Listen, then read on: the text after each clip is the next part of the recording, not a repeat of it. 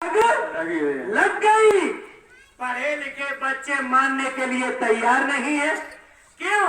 इन्होंने जो ज्ञान परोसा, ज्ञान परोसने के बाद आज मोटी मोटी सलाखों में है। उल्टी उल्टी इनकी परिचर्चाएं के कारण आज इनका स्थान निम्न स्तर पर चला गया। इसलिए पढ़े लिखे बच्चे इनको मानने के लिए तैयार नहीं है।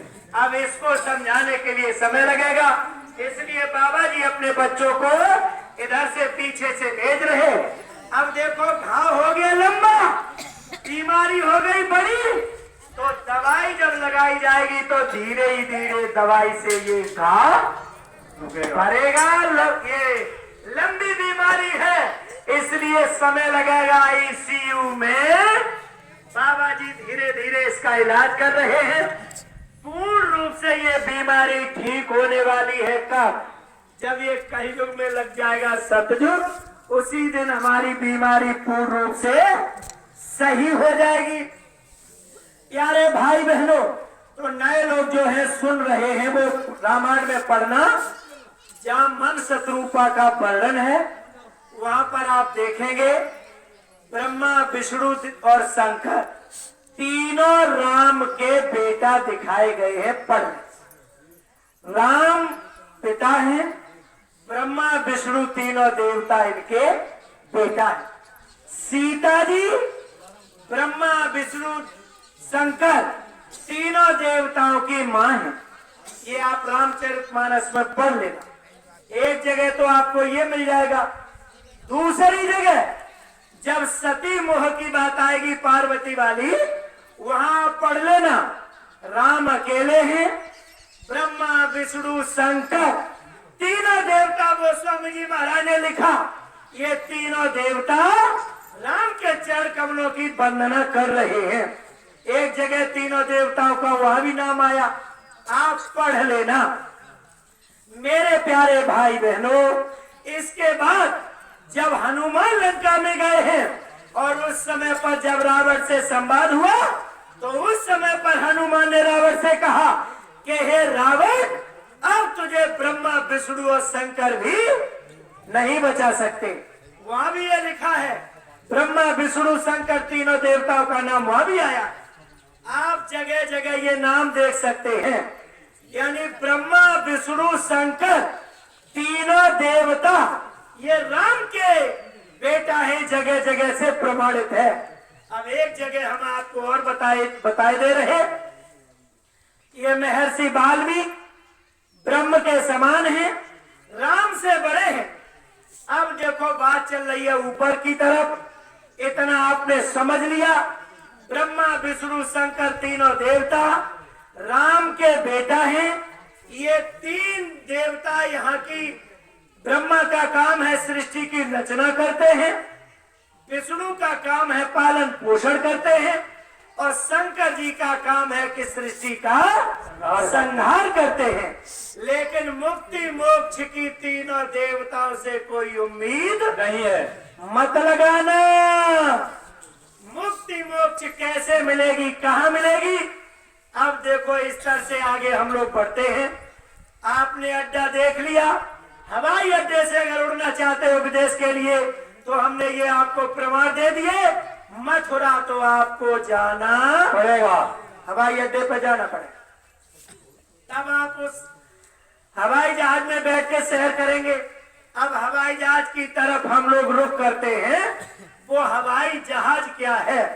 मेरे प्यारे भाई बहनों, जब भगवान राम वन में पहुंचे, जब महर्षि वाल्मीकि जी से इनका मिलन हुआ, राम को ईश्वर कहते हैं। ईश्वर से बड़े होते हैं ब्रह्म। राम को कहते हैं ईश्वर, और राम के तीनों देवता है बेटा, तो वो इनसे नीचे रह गए। अब ईश्वर की बात होती है।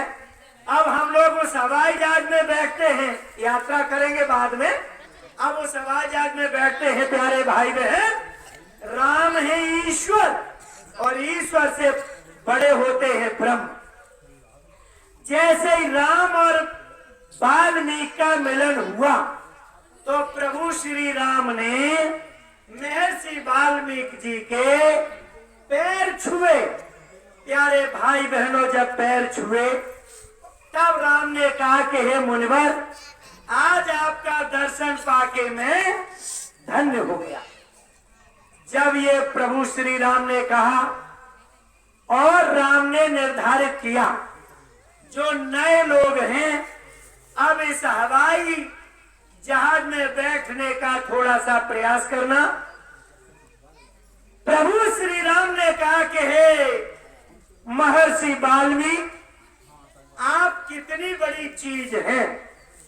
राम तो है ईश्वर। देखो, ब्रह्म यानी अपने बड़े का बोध करा रहे हैं। तो राम ने क्या कहा, हे मेरे मालिक, हे मेरे स्वामी, हे मेरे आशीर्वाद देने वाले सरकार।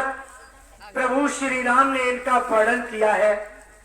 आप इतने बड़े हैं, कितने, पूरी दुनिया पूरी दुनिया पूरी दुनिया एक कूलर के समान है और आपकी हथेली पर रखी हुई है।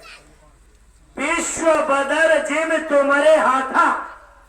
हे सरकार, पूरी दुनिया कूलर के समान है और आपकी हथेली पर रखी हुई है।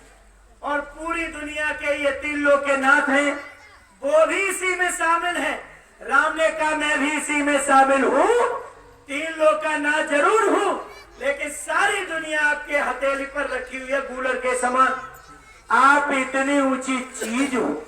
ये राम ने महर्षि वाल्मीकि जी के लिए कहा।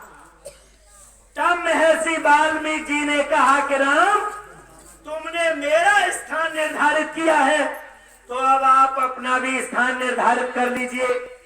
तो प्यारे भाई बहनों, अभी हमने जो ब्रह्मा विष्णु महादेव की बात करी, इतने सत्संग सुनाने के बाद भी लोग उसी में फंस जाते हैं। बड़े गौर से इस प्रकरण को सुनकर बाबा जी की शरण जल्दी पकड़ लो भाई लोगों, प्यारे यानी प्यारी बहनों, माताओं, बच्चे बच्चियों, ये बहुत जरूरी है। नहीं पकड़ा तो बहुत बड़ा नुकसान हो जाएगा। अब महर्षि वाल्मीकि जी ने कहा, हे राम, सुनो अब मामला क्या है। प्रभु श्री राम ने वो प्रभु श्री राम से वाल्मीकि जी ने कहा, ये जो ब्रह्मा विष्णु महादेव तीनों देवता हैं, हे राम, तुम इन्हें बंदर की भांत नचाते हो। तुम हो यानी बाजीगर, और ये तीनों देवता आपके बंदर के समान हैं। तीनों देवता आपकी उंगली पर नाचते हैं। आप इतनी बड़ी चीज हो। महर्षि वाल्मीकि जी ने स्थान निर्धारित करते हुए कहा, ये तीनों देवता आपके मर्म को नहीं जानते हैं। जानते हैं आपके मर्म को, यानी ब्रह्मा, पढ़ लेना प्यारे भाई बहनों, महर्षि वाल्मीकि और राम का संवाद आप लोग जरूर पढ़ना रामायण में। महर्षि वाल्मीकि जी ने कहा है कि ब्रह्मा विष्णु और शंकर तीनों देवता आपके बारे में कुछ भी नहीं जानते हैं। प्यारे भाई बहनों, ये वाल्मीकि जी ने क्लियर किया।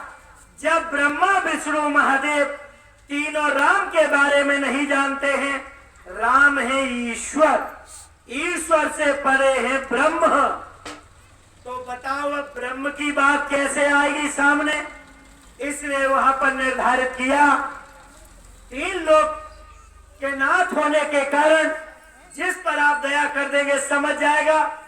जान है वही जाए देव जनाई, और जानत तुम्हें आगे तुम जीव को समझाने का प्रयास करोगे, इसे बता दोगे कि संत की गति क्या होती है। जब इसे आप उधर प्रेरित करेंगे, जीव समझ लेगा। प्रभु श्री राम के लिए ये आदेश है कि जब इस पृथ्वी पर संत आएंगे तो इन जीवों को आप उनके लिए उनकी तरफ प्रेरित करेंगे। आज प्रभु श्री राम उन संतों के लिए हमें और आप सभी को प्रेरित करते हैं। देखो, सबरी वाली कथा यही ज्ञात कराती है। राम ने सबरी से कहा, प्रथम भगत संतन कर गंगा संगा। संतों की शरण में चली जाओ, कल्याण हो जाएगा। जबकि सबरी ने खिलाया पिलाया, सब किया, दर्शन किया, सबरी के गुरु तक थे। लेकिन राम ने कहा कि देखो उस गुरु से काम नहीं चलेगा, अगर आत्म कल्याण करना है तो शब्द भेदी गुरु तुम्हें करना पड़ेगा। कुछ लोग होते हैं कहते हमने तो गुरु कर लिया, बातें तो बाबा जी की अच्छी है, अब गुरु बनाए तो बनाए कैसे, हमारे तो गुरु फलाने सी। सबरी वाले प्रकरण से आप लोग सीख ले लें